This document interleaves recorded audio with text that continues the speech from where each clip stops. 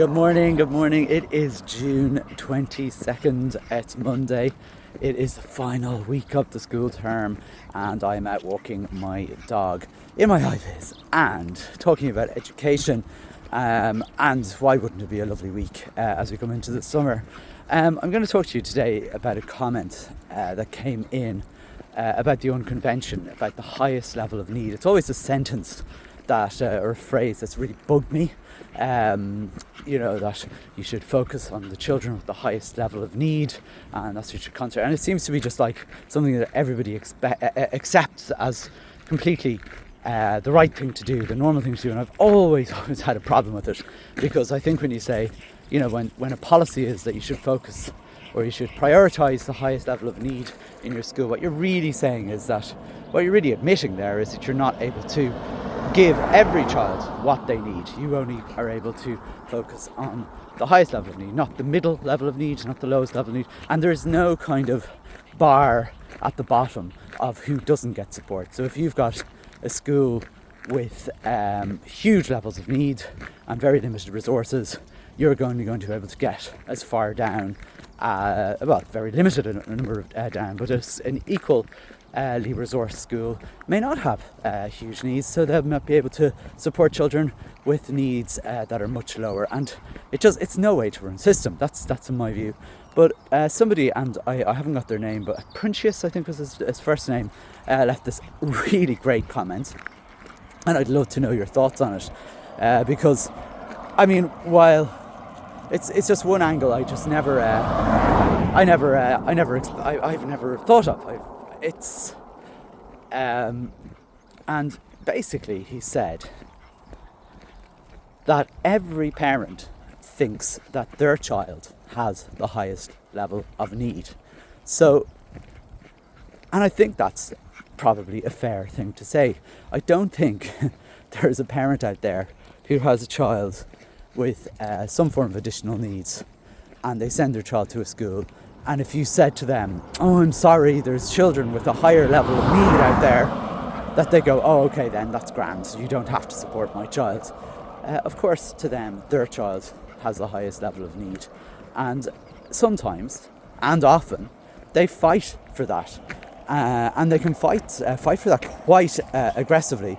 And you don't blame them, of course, that they would fight for that.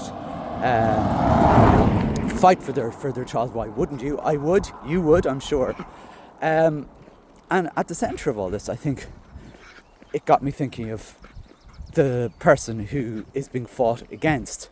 It's not the NCSE or the HSE or the Department of Education or any of the representative bodies or any of the people who say you must prioritise the highest level of need. They don't complain to them.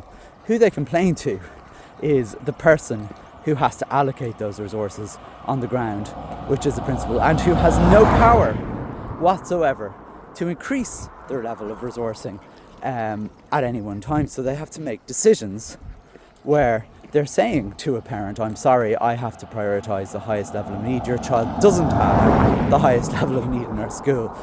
And the parent is going, "Well, my child does have the highest level of need," because that's what their perspective is. I just thought it was a really interesting way of looking at it, and it's I'd love to know your thoughts on it, because I think what it does is it puts schools in really difficult positions. And some people might be going, "But you're like, this is every job has to do that." Like, think of the hospital service, think of when they have to triage, think of various other services. Anyway, I can't think of other services where you have to make decisions based on levels of need. The trouble, I think, with schools, and I think that people don't realise, or maybe don't think about, is that when you make a decision about a child, it's not that the child doesn't come to school. The child is still in school, and you still have to you kind of face that parent all the time. They don't just go away, and this is probably leads to where a lot of the conflict happens in schools here, which is no fault of the parents, because they are looking out for their own child.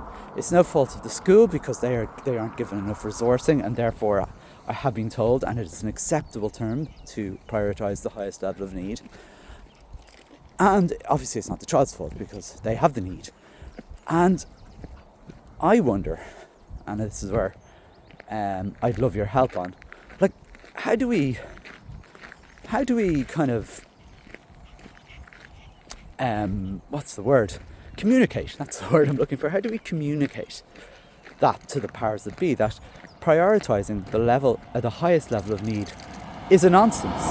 And what recommendations might we make to the powers that be, the government and all the rest of them, that sentence, that phrase actually makes no sense? I don't know if people give homework anymore, but that's a bit of homework for you today. For the last day of term, you're probably exhausted, but that's a question I really think our own convention can answer really, really well, is how do we communicate that prioritising the highest level of need is actually a nonsense?